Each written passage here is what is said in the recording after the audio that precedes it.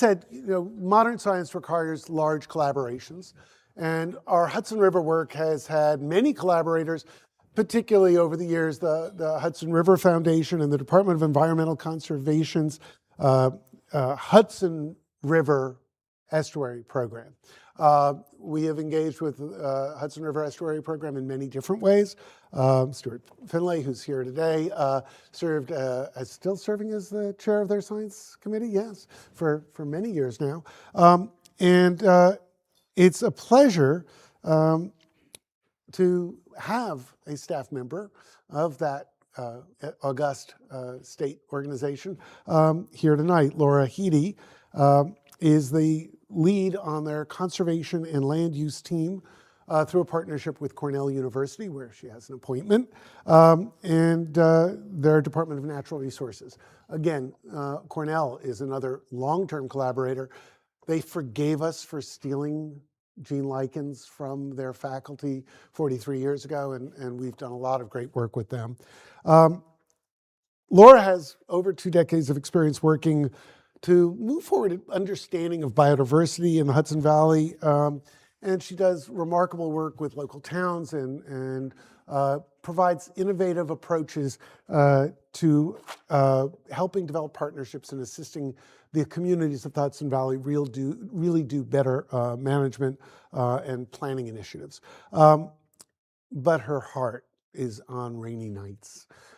And particularly warm rainy nights, not cold rainy nights, although in the spring sometimes you get cold ones, because she is the founding manager of the Amphibian Migrations and Road Crossing Projects.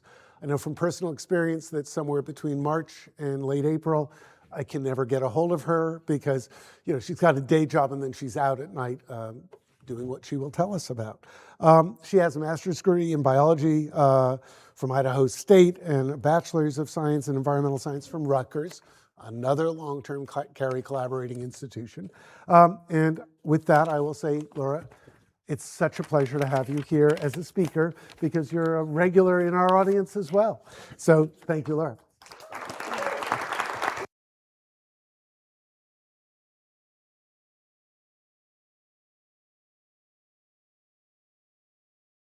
Can you hear me? All right. Thank you, Josh.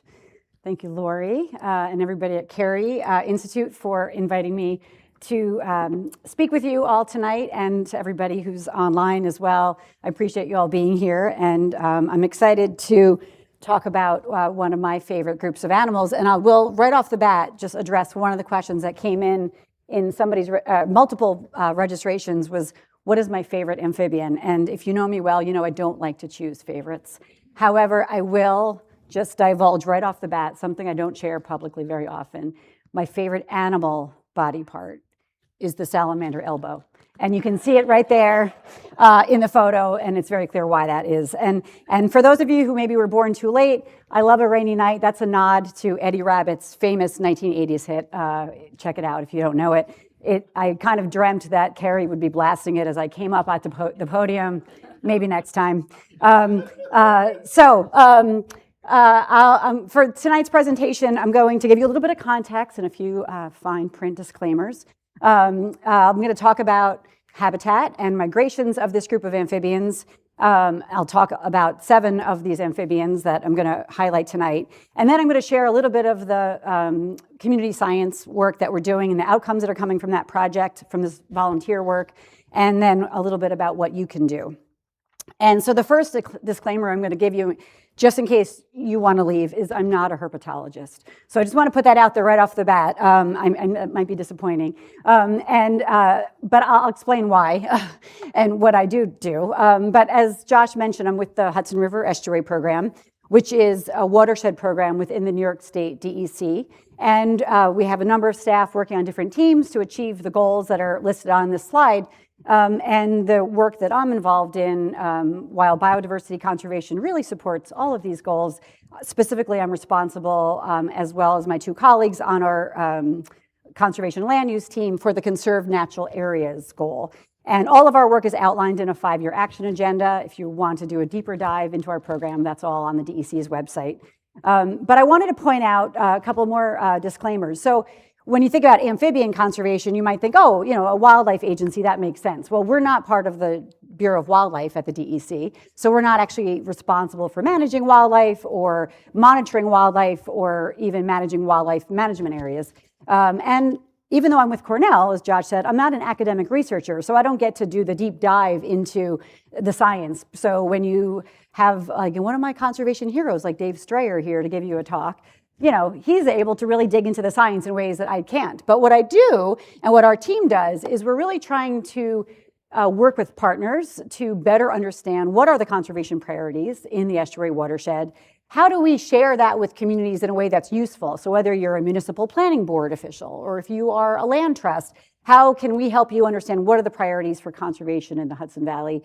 And then we deliver extension in the traditional kind of college, university extension programming. We do a lot of outreach and training, workshops, technical assistance, and grants and so forth to help build the capacity of municipalities to use that science-based data for planning. And what that looks like, well, first let me share one other challenge we have is what I describe as the complex decision-making landscape of the Hudson Valley. So the map on the right shows the green portion is the watershed. That's what drains into the tidal portion of the Hudson River, which is about 150 miles from New York City all the way up to Troy, where the dam prevents the tidal action of the river from going any further north.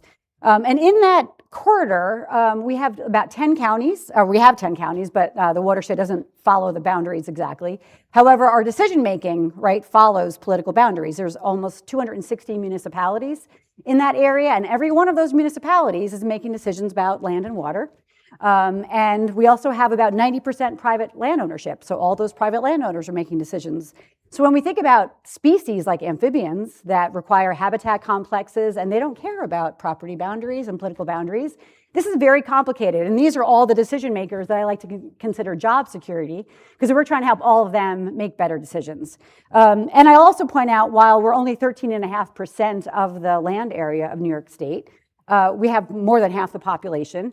And we're also, source of pride, the most biodiverse part of New York State. And just looking at amphibians alone, because that's the topic for tonight, 85% of the 33 amphibians that we have in New York State have part of their range right here in the Hudson Valley. So we have a tremendous heritage that we want to be helping to conserve.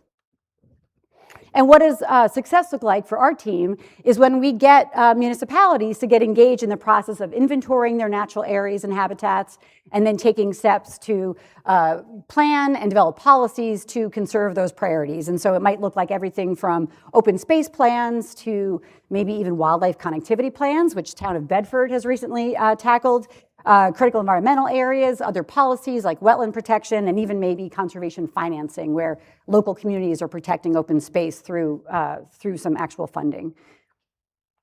And that's all I'm going to talk about, that part of my work for tonight. If you want to learn more about that, I encourage you to visit our website, on the Cornell website, where we get into lots of biodiversity resources, examples of conservation planning. That's the QR code, and we're going to be sending it out with the follow-up email after tonight. So what I'm here to talk about tonight, forests, and in particular, forest amphibians. And one thing I'll point out right off the bat that's really important for forest amphibians is the forest floor, and having that thick leaf litter, having fallen logs, having rocks and stones, and all the places that they need to hide, and these micro habitats that create microclimates, so important. And I'm going to focus on a set of species that live in the forest, and I'm going to spend a lot of attention focused on the ones that breed in vernal pools. So what is a vernal pool? I like to have this one fun slide to think about the synonyms for vernal pools, depending on how you want to characterize them or what your purpose is. Hudsonia, that does a lot of work in the Hudson Valley, has referred to a vernal pool as an intermittent woodland pool, which more accurately kind of describes it's in a forest setting and it's ephemeral in nature, only filled some of the time. They also miraculously show up in the spring, so some people refer to them as spring pools. A more technical legal definition might be a seasonally ponded isolated wetland. Down south, they call them hog wallows, and in Massachusetts, they're wicked big puddles. They're also the underdogs of the wetland world. When we think about their legal protections, they're often the ones that slip through the cracks because they're either too isolated to get federal wetland protection, they might be too small to get state protection, and fortunately a lot of communities in the Hudson Valley have stepped up to protect them through local measures. They're also considered disappearing ponds, in part because they do vanish off the landscape when they dry up in a typical year in the summer, but also disappearing because a lot of people might see a vernal pool like this in the photo and think, oh, that's just a mosquito breeding ground, I'm going to fill that in. Or they might try to dig it out and make it an ornamental pond. These are all things I would discourage doing because these are actually incredibly important, valuable habitats in the forest. So what makes a vernal pool different from all the other wetland types? Because how many of you, when you think of amphibians, you think of water? All right, well, hopefully we're going to switch that tonight because actually the name amphibian refers to the fact that they need both land and water. And whereas, a lot of people might think, oh, a frog can just go in any old wetland as long as there's water. There's actually differences between the properties of, say, a marsh or a beaver pond, a hardwood swamp, or even a bog lake. The pH of the water, the depth of the water, whether or not there's a canopy of vegetation or if it's open, low vegetation. So there's all these different characteristics, and actually the species that use these have often adapted to the conditions that are right for them in these, and that's true of vernal pools. So what is a vernal pool? It is seasonally flooded, and again, these are always the typical years, right? If there's one thing I love about nature, it always reminds us we don't know everything, right? Not everything is black and white, but generally they're small, maybe only an acre or so on average. They're generally shallow, just a few feet deep. They are sitting in an isolated basin. So if you can imagine almost a depression in the forest, it's like a bowl. And that holds snowmelt, it holds rainfall, and generally it dries up in the summer because there isn't a steady flow of water going in or leaving it. And because there's not that steady flow of water and it dries up, they're fishless. And because they're fishless, they provide really critical habitat for amphibians because while there still are predators, there isn't this steady predation of fish feeding upon the eggs and the tadpoles and the salamander larvae that are in these pools, which I'll talk about in a minute. And the other thing that's important to think about with the vernal pool breeding species I'm going to talk about tonight is that they do live in the forest. So they maybe are in those vernal pools for like 2 weeks out of the year. But a lot of people think, oh, if we protect vernal pools, we'll protect amphibians.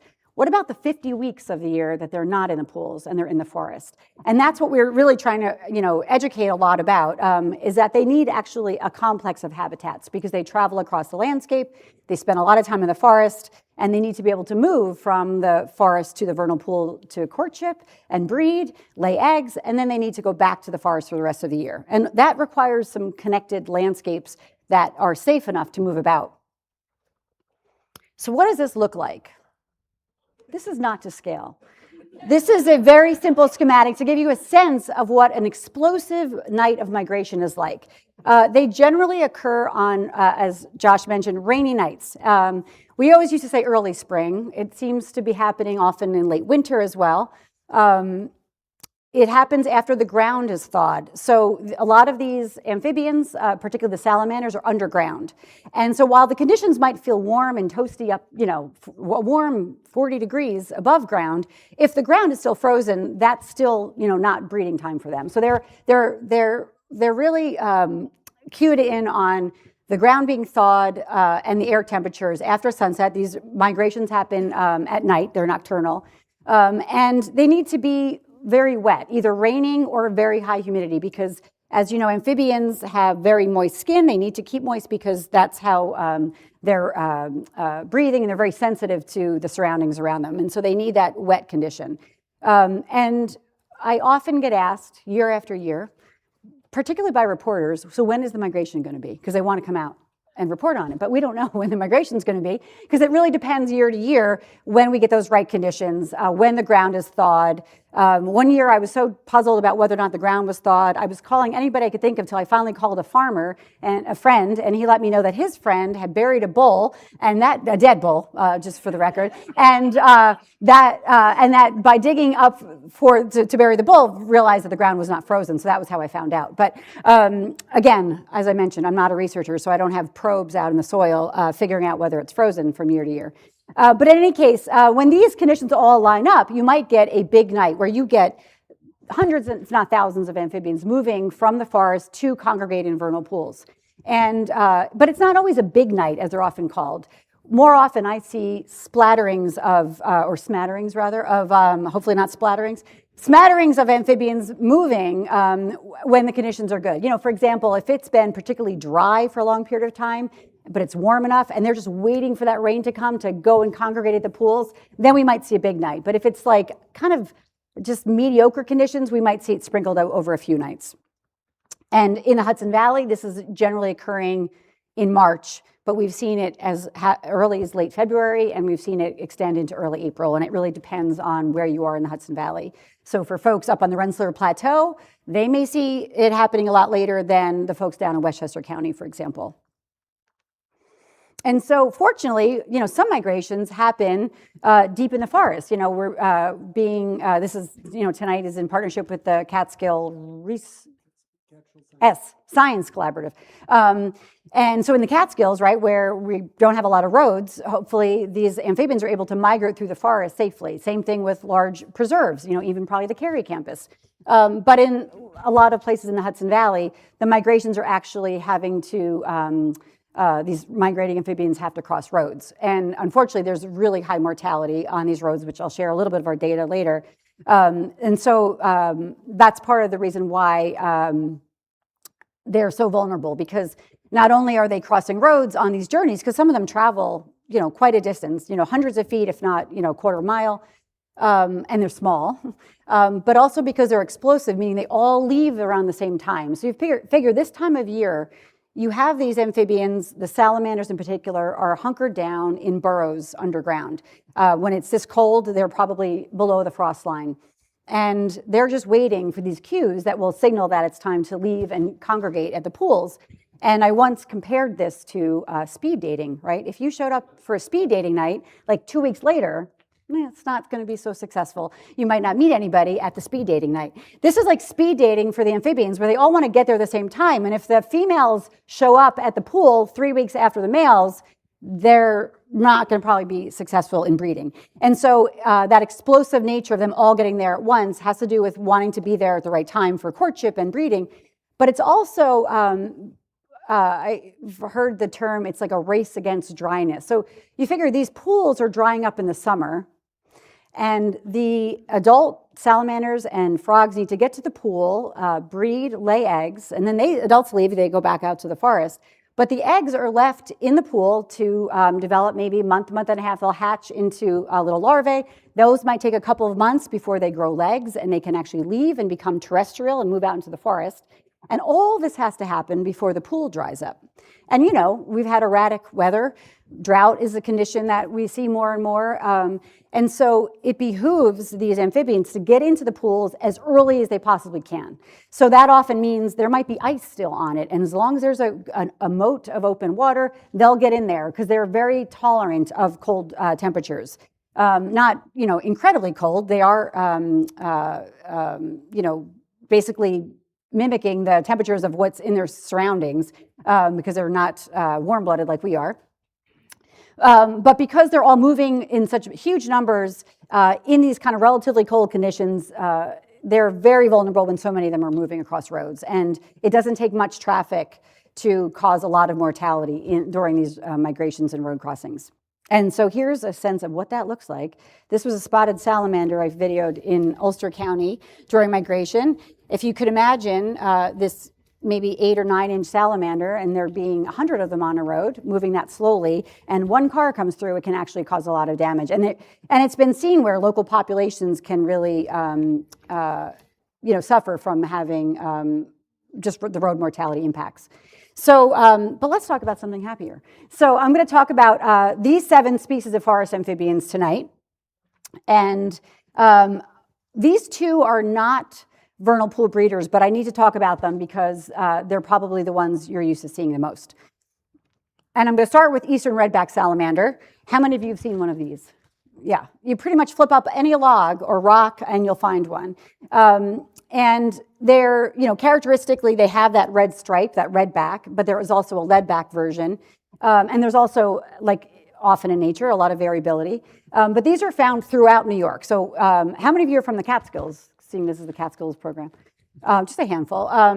They're all over New York, but these are 100% terrestrial, so they don't even need water for the breeding stage of their life cycle. They breed in, they mate in the fall, and the females lay eggs in the summer, like under a log or a stone, and then they actually guard them until they hatch, and they hatch as little mini adults. So they're very different from some of the other species I'm going to talk about tonight. But what's the reason I wanted to include them is they are the most abundant salamander. And there's been a lot of research on this dating back to Hubbard Brook, I think in the around 1970. But more recently, studies showed once again that not only are they as abundant as we once thought, they're more abundant.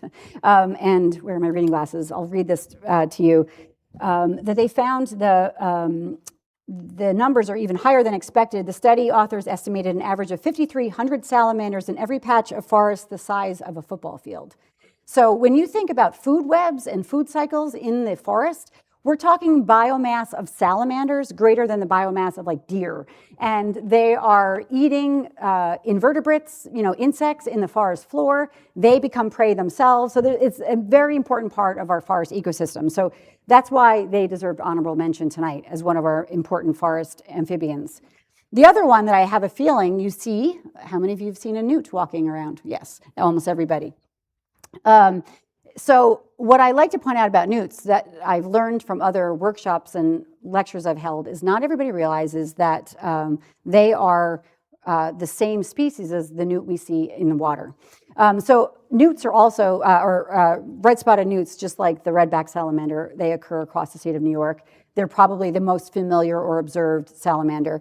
And these terrestrial juveniles, like you see in the photo, are called red Fs or Fs, and the adults are aquatic. So here is 3 photos. These are all the same species. I happened to catch this one adult that still had that kind of a little bit more rougher, dry skin of the juvenile, but you can see it's starting to morph into an adult, and the way you can see that is, see how the difference, the tail here is so round, and this tail is very flattened because it's preparing to be in the water where it needs a rudder, right, to swim. Even the toes are looking a little bit more webbed, and eventually this is what the adult looks like. So what happens is the aquatic, the eggs are laid in water, the juveniles develop in the water, and when they leave, they are the terrestrial form, and they can stay that way for up to 7 years, where they're on land in that form. And then they eventually, when they reach sexual maturity, they become the fully aquatic version. And they can even come back to being terrestrial if their aquatic habitat is stressed. So very fascinating. But that transformation, I mean, there's so much we can learn from amphibians. It's really incredible. Okay, so those are the 2 I wanted to touch upon before I get into our vernal pool amphibians, which include these 4 on the right. And then the 4-toed on the left, I'll talk about as well. They're not what we would consider an obligate vernal pool breeder, but the other 4 are, starting with the very charismatic wood frog. So wood frog is also found throughout New York. Wood frog is found above the, they're all the way up in Alaska and Siberia. Like, that's how cold tolerant they are. I was in Alaska on a boardwalk trail through a wetland while I was traveling there, and there was a kiosk about wood frogs, and I was like, what? I knew they were amazing, but I didn't know they were that amazing. And they have this ability to tolerate freezing. They overwinter in leaf litter. So unlike many frogs that overwinter in water to survive the cold temperatures, they actually stay in the leaf litter. And they are a very synchronized vernal pool breeder. So when we think about big nights, like wood frogs are one of the earliest to leave their overwintering sites and get into pools for breeding, and they might only be there for a few nights. They blend very well with their environments. No wonder they're a wood frog. They blend with the woods. And the only time they're really in water is during breeding season, and the males will just hang out waiting for females. and they will sing. And if you don't know the call, this is wood frogs quacking along with spring peepers. And this was a rainy night. If we think about the rhythm of amphibians on a rainy night, this was while I was out looking for the migration, this wood frog was on its way from the forest to the vernal pool. Something really I have found interesting just in terms of their freezing during the winter and then defrosting is first, just without getting too deep into the physiology, basically they have a natural sugar antifreeze that gets concentrated and forces water out of their organs and their cells so that only the spaces between their cells have water that freezes. And otherwise, everything just shuts down and they become completely frozen. And they can stay in that state for quite some time. But when they are frozen, which I forgot to put the credit, that's a photo from, I think, maybe National Geographic, I forget. But when they're frozen, they take that posture of kind of tucking in like that with their limbs drawn in close to their body, and that helps kind of prevent dehydration. Well, I often see them very early in the migration hopping on the roads and their feet are still tucked under. And it wasn't until I started looking back at old photos I realized how many of my wood frog photos had that. So it's like they are so ready to breed that they're barely probably fully like defrosted and ready to move, and they're already moving. And the next photos will really show you what they've got on their mind. So these are 3 wonderful photos from volunteers of our amphibian migrations and road crossings project. And this little skinny male was probably like, you know how many worms are out on the road on a rainy night. He's like, I'm going to have a snack before I get to the speed dating. And then this one was not even waiting for the water to start amplexus. And this one didn't even care what species. So they're very much ready. As I mentioned, that race against dryness, they're ready to like emerge from this winter state and get moving on and get started on breeding. And so this is a great segue to now talk about spotted salamanders, which don't normally breed with wood frogs. So spotted salamander is our most common of the vernal pool breeding salamanders that belong to this group that we can refer to as mole salamanders, because like moles, they like to burrow underground. And generally they're actually, even though they have long toes and they can dig, they often use existing burrows from small mammals as well as the channels that are created from tree roots. And they are also found throughout New York, so they're also up in the Catskills. And they're also, as I mentioned, a vernal pool breeder. And they're quite large. I love this photo of a mom and her daughter's hands there holding this large salamander. I have a women's size 10 shoe, and they're almost as long as my foot. And every year, even though this is 20 years now, I've gone out during migration, every year I'm like, wow, they are so big. It's really impressive the size that they are. But they're a beautiful salamander that looks like something that Dr. Seuss would have come up with those yellow polka dots. And all the yellow polka dots are unique to the individual. But what's fascinating about their breeding cycle and what they do is that they actually, the males show up and do what's called a congress. And they all gather in vernal pools and try to, and they actually usually arrive first, but they eventually are trying to get a female attracted to the little packet of sperm that they've left on the bottom of the vernal pool. And this is a typical, night of wood frogs and spotted salamanders all in the pool together. And so when you see a woodland pool and you think, oh, that's just a big old puddle, it is teeming, literally teeming with life. The amount of food in here for like a spotted turtle that might come walking along, barred owls, turkeys, a number of different animals take advantage of this abundance of food that's there. And then just to remember too, after they lay eggs and those eggs hatch and those young climb out of the pools, it all started with the leaves at the bottom of the vernal pool. That was the beginning of the food chain. And now all that energy of the leaves that had fallen in and got chewed up by little invertebrates in the water, and those invertebrates got chewed up by salamander larvae and frog tadpoles, and then those grew into, four-legged animals that carried that energy out into the forest. It's an amazing cycle of energy and food web in the forest. So let's bring it back to the Catskills. So I don't get to spend a lot of time looking for vernal pools in general. That's not part of my job, but I do like to hike a lot in my free time. And I'd never seen a vernal pool in the high peaks, and I am a Catskill 3500 certificate holder. And in 2021, I was doing a high peaks hike during a beautiful time of year, and I felt like I had to show you this because I think in the winter we're all in, everybody needs to see this right now. I was so surprised that in the saddle between two high peaks, there was this vernal pool up really high elevation. And of course, I was like, wait for me. And I looked closer, and sure enough, there were spotted salamander eggs and wood frog tadpoles in that pool. So when we think about some of these amphibians, that occur across the state of New York, they're maybe not as diverse in the high elevations of like the Adirondacks or the Catskills. So I was really excited to see them here. Certainly in the Catskills, in like the Delaware Delaware River drainage and some of the lower foothills, there's more, but there they are up at this high elevation. One of the other challenges that face vernal pool breeders is when the pools are a little bit too acidic. And so that is one of the potential reasons why they might not be as suitable for habitat in some places. Okay, moving on to the next of the mole salamander species that use vernal pools, and that is the complicated Jefferson salamander, blue-spotted salamander complex. And this is another beautiful, large salamander found throughout New York, but not as common as spotted salamander. Also a vernal pool breeder, but they are known to go out even earlier than spotted salamander. In the past, a long time ago, there was hybridization of these two species that led to all females, which they're now referring to as unisexual individuals with like multiple sets of chromosomes. It's very complicated. That could be a whole night of a different lecture for another night. But as a result, we referred to them as the Jeff blue-spotted salamander complex. And even trained herpetologists would have a hard time knowing in the hand what they have without some genetic testing. So speaking of in the hand, just for comparison, since you've seen the other salamanders, you'll see this one again, it's still kind of a stocky amphibian. It has a broad head, but it's not quite as long as a spotted salamander.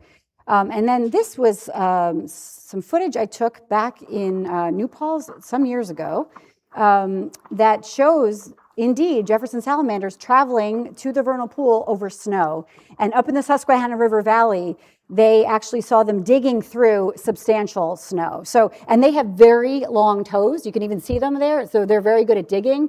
But can you imagine this pace going for a quarter of a mile? It's just impressive. And so if you don't love their elbows, you do now, hopefully. And also, respect that they're trying to navigate our landscape in the Hudson Valley, right? And roads and yards and all these places where they might be facing desiccation, or, they really need to stay moist, or curious dogs or cats and so forth that are out in people's yards and parking lots and everything else that they have to contend with.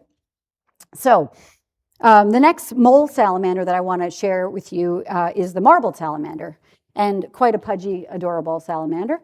Also part of that mole salamander group, also a vernal pool breeder. However, they breed in autumn. So their life history is very different, and New York is part of like the northern limits of their range. So they're more of a southeast species. And what's fascinating about them with their breeding in the fall, well, first, let me just show you a couple of other pictures of how cute and pudgy they are. The females actually tend to have more of the silvery gray barring, and males have more of the white barring. I wouldn't judge that through these photos because, photos, it's hard to tell color sometimes. But this is a photo I stole from, I think it was the Virginia government website. But this gives a sense of what happens with their species breeding. So whereas the other amphibians are in the water, they're depositing their eggs in the water, they hatch underwater. The marbled salamander has a little bit of a different adaptation. So they go to this depression, the vernal pool depression, in the fall, late September, October in New York generally. And while it's dry, they lay their eggs in the margins of the edges of the pool. And they guard them like she's doing here, and they rotate them a little bit, and they basically wait until it rains. And when the water inundates the marbled salamander eggs, they will hatch, and they will remain in the pool over the winter under the ice. And that means in the spring, they have a little bit of a leg up, or a tail up, a fin up, against the other salamanders that are going to be just hatching out, and they're going to be smaller. And so these marbled salamander larvae can then start feasting on the spotted salamander larvae that are much smaller. And so it's an advantage to have a different place in the food web, right, within the pool. However, you think, well, why isn't everybody doing that? It's risky because if they lay their eggs too high up in the margins of the pool and they don't get inundated, they never hatch. If they drop them, too low, and maybe they're just like a little bit of rain, they hatch, and then that little bit of rain dries up, then they also won't survive. So it's risky, but like all things with payoff, we take a gamble and maybe we get a payoff. So that's the interesting life history strategy of marbled salamander. They are a species of conservation need in New York of concern, because there aren't a lot of them. But again, we're at the northern limits of their range, so they're not statewide, so there's not as many of them. Okay, the last forest amphibian I want to talk to you about is the four-toed salamander. A very petite little salamander, only maybe a couple inches. I'm amazed that our volunteers who go out on roads during migration actually see them, because they are almost like a worm. They can be so small. And they're only found patchily in New York State and actually throughout their range. And part of that might be that they're hard to detect, which I'll talk about in a minute. So again, they're not a vernal pool breeder per se. They can breed in a vernal pool, but what they do is they lay their eggs in moss that's at the edges of like a beaver pond or a marsh or a vernal pool, and those eggs will drop into the water and hatch in the water.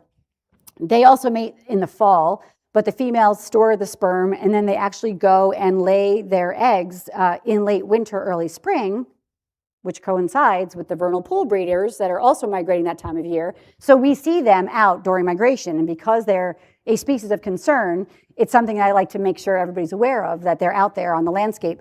And I'll point out a few features. For one, they have this constriction at the base of their tail. Salamanders can lose a limb and regrow them. Yet another reason, respect, right, of the vernal of amphibians. They can freeze, right? They can regrow body parts. They're amazing. And they also these guys only have 4 toes on their hind feet. Most salamanders have 5. And what's fascinating about the tail situation, this is something I found on a migration night. That is a tail. Still moving. I know I should have warned you to close your eyes if that's unappealing to you. This is a defense mechanism, so that if it barely, all salamanders can drop a piece of its tail if like a predator has provoked it and it wants to kind of leave a decoy, and they can regrow their tail, so they get out of there and the predator sits with the tail. The four-toed salamander, with that little constriction at the base of the tail, they actually drop their whole tail pretty easily. And so what was really fascinating to me is the night I saw that one, another volunteer somewhere else saw a dropped tail on the same night. So that was pretty wild. But anyway, so four-toed salamander, what I think is really interesting about four-toed salamander is, so they're a high priority species of greatest conservation need in New York. That is from the New York State Wildlife Action Plan. And that plan, it's just come up with new species assessments in 2025. And in the description of this species, it says it's challenging to find, and estimates of abundance and population trends remain unknown. That's partly because there isn't statewide monitoring.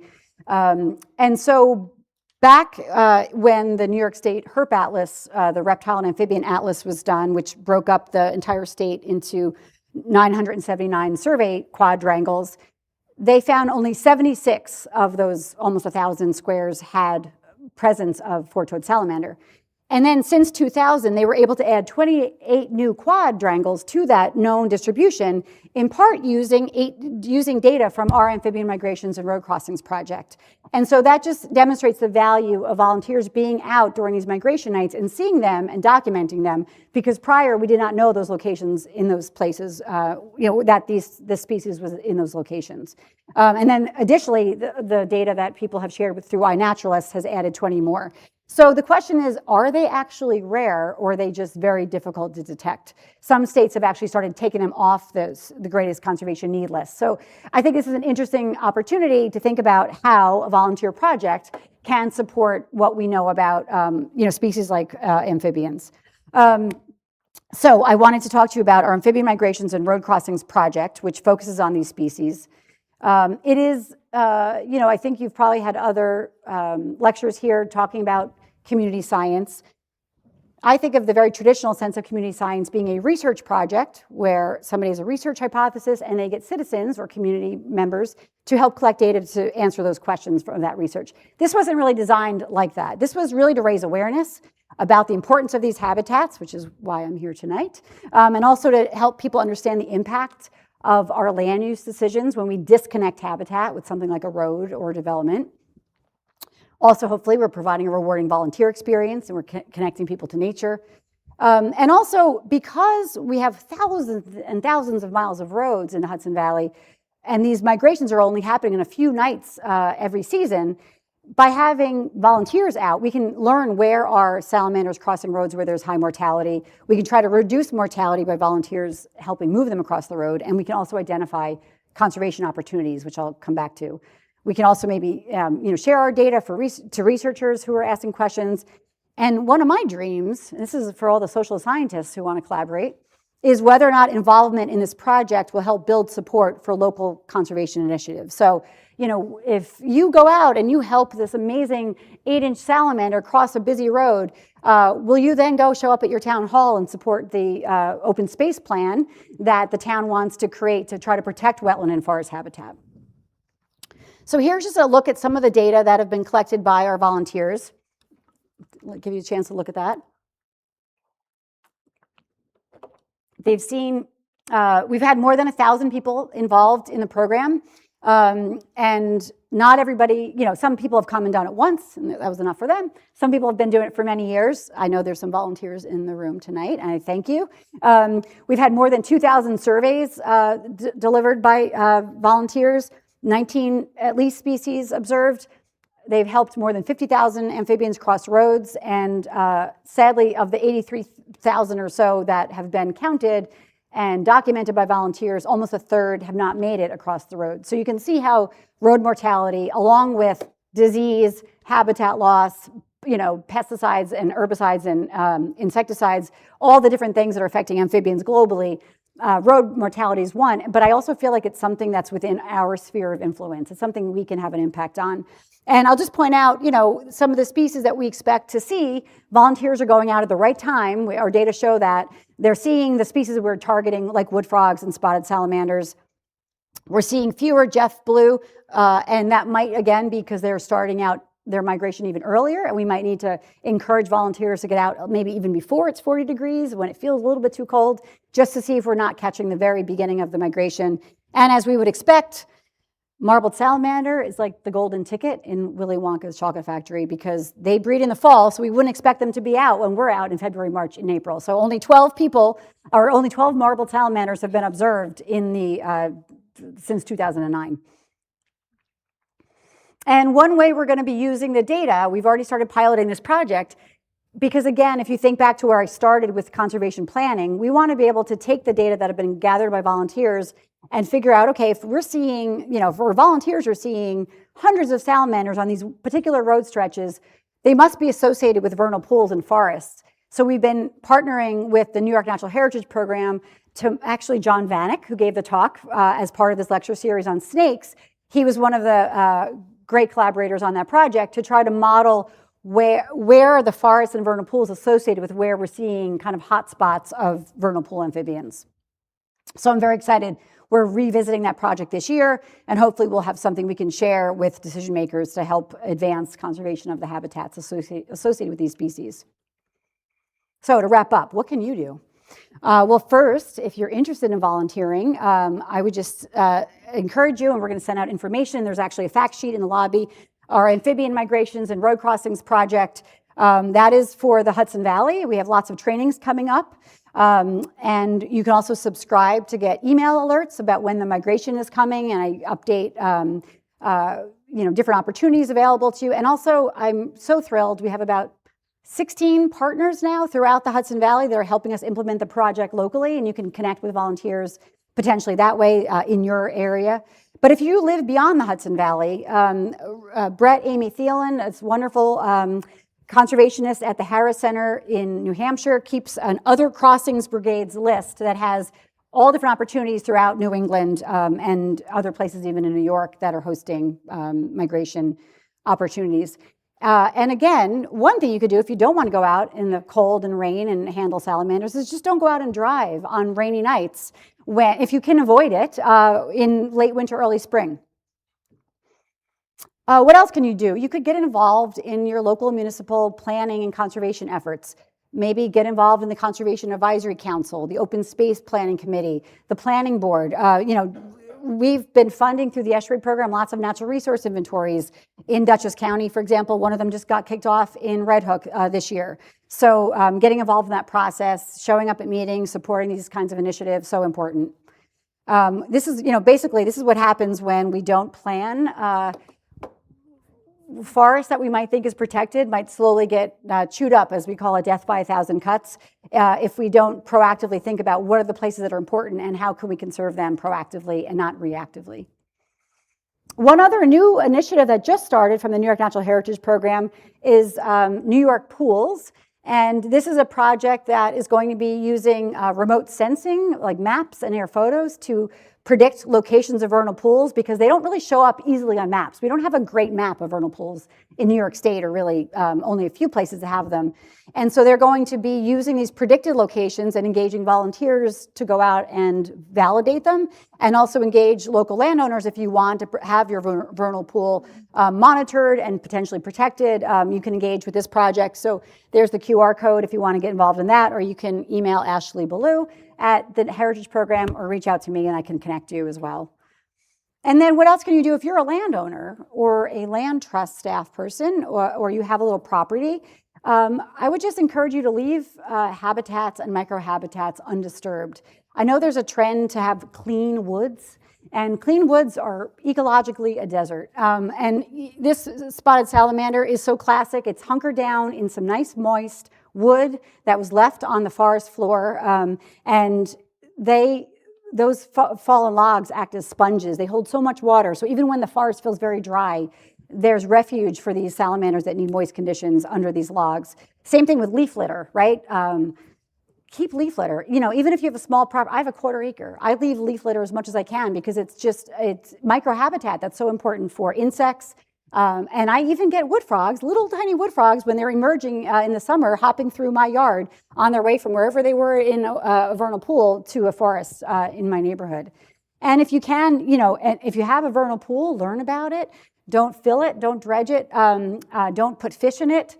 And if, to the extent we can, we want to avoid things like salt and insecticides. These are 2 photos to show you what salt impacts road applications are having on wood frogs. The wood frog on the left is a gravid female, meaning she's full of eggs. The frog on the right is bloated from salt. And this has been some research being done in Connecticut. And there's concerns that this salt bloat slows them down. It affects their ability, to move away from predators, for example. And there's concern about the lingering effects of salt, which I know Carrie's also been involved in research related to that. And then what can you do? I may be quiet, but I'm a great conservation starter. I like to say that about salamanders. That smiling face. If we all just can leave this room tonight and tell 2 more people about the importance of these amphibians, how incredible they are, their habitat needs, and what we all can do, I think we can collectively, be part of Team Hudson Valley in conserving biodiversity that we have here. So that's all I have. I know I went over time, but it's such a great topic. Oh, and I will make one plug, which John Vanek, when he talked about reptiles, he mentioned this really great guide for reptiles and amphibians in New York State by James Gibbs et al., including Al Breisch, our retired state herpetologist. This is just a great resource. It's one of the few, only for New York State specifically, and so there's amazing information about how all of these species I talked about and many more occur in New York State. So anyway, thank you so much, and we can take some questions, I hope. Great.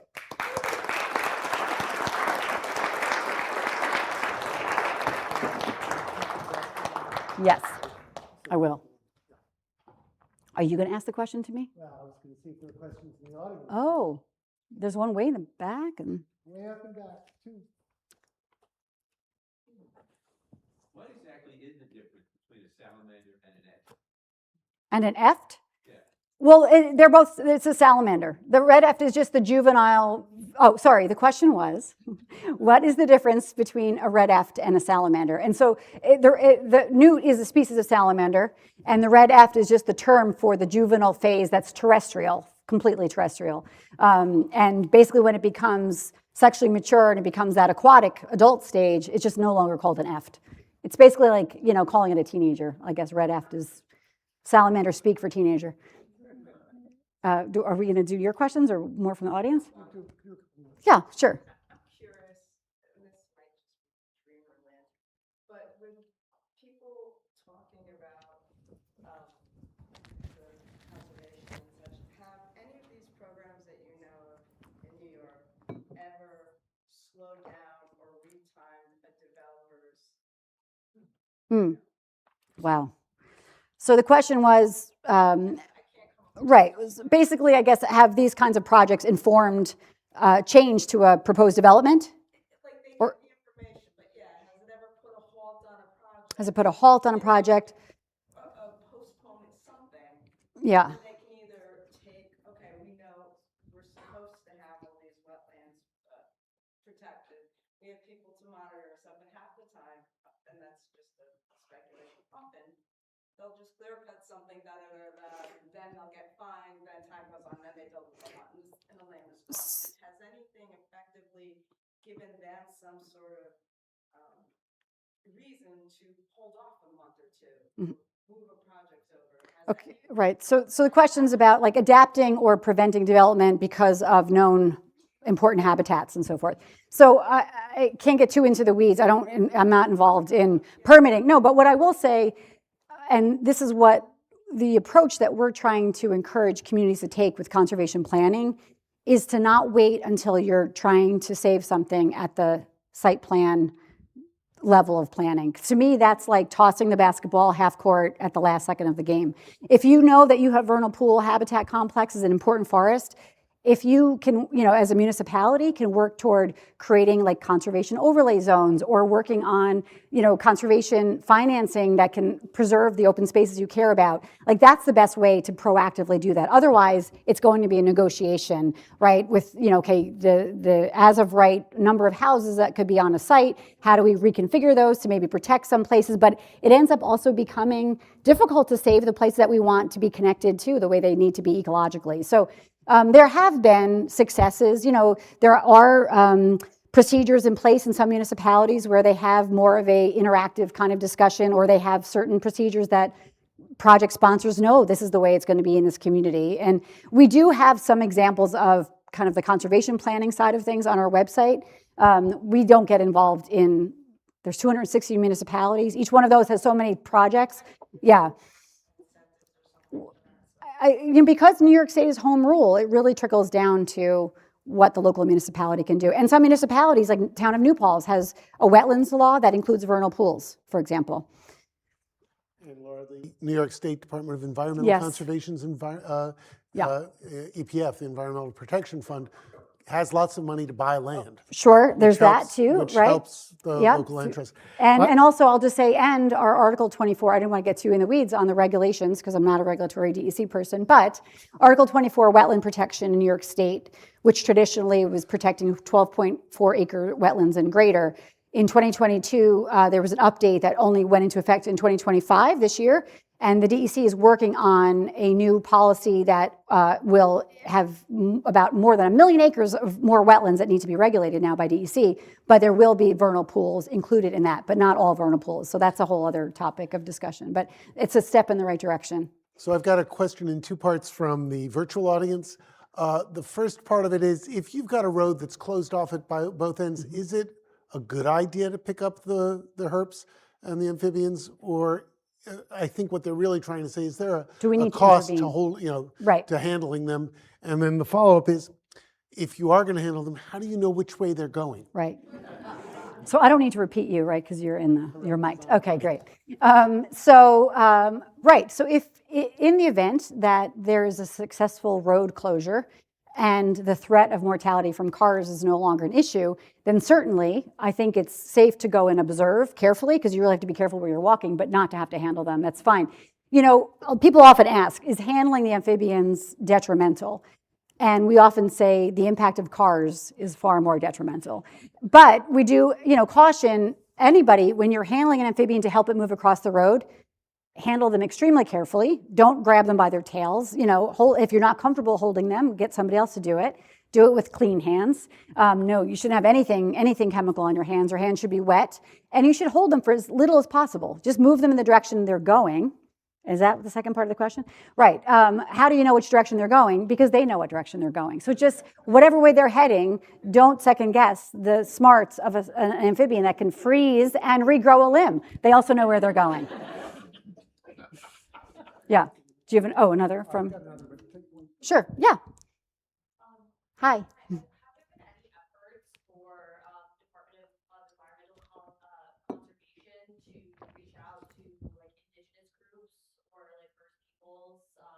Organizations and groups to kind of collaborate on some of these Yeah. land initiatives? I mean, there's a whole Office of Indian Affairs. Oh, sorry, repeat the question. The question was, has the DEC reached out to indigenous groups? And I don't want to speak for, DEC, but there is an Office of Indian Nations. And for example, we just, as I mentioned, we just updated our 5-year action agenda, and there was, an opportunity to get review from indigenous partners. My colleagues who do a lot of environmental and public programming at Norrie Point have invited also indigenous groups to come visit from the Midwest that, formerly had, their homes here, and to try to do outreach and engage, the public too, and to be able to have home visits as well. But there's a whole, and I'll share. So what I've done, because I do work a lot with municipal officials, and I think there's a disconnect from what we know today and how we think about land use and what had happened historically, is I had partnered with the neighbors of the Onondaga Nation to come down and do a training on witness to injustice and about the displacement. And they kind of go through a whole amazing moving exercise to really help people understand the history in New York about displacement. And if that is of interest, I recommend folks looking into the neighbors of the Onondaga Nation, because they do have programs like that they offer. Thank you for your question. Sure. So one more from the virtual audience. Yes. What steps can park stewards or land trusts take to improve park environments for amphibians? Sure, and I would add to that homeowners too, right? And so some of what I already talked about, again, leaving leaf litter, leaving fallen logs. There's some best management practices and best practices for timber harvesting in forests where there's vernal pools, or when to cut, and to make sure you leave enough intact forest habitat, because a lot of these species really rely on large connected forests. Avoiding driving any kind of heavy machinery through vernal pools, leaving fallen logs and fallen branches in vernal pools, because those often are attachment sites for the egg masses, for example.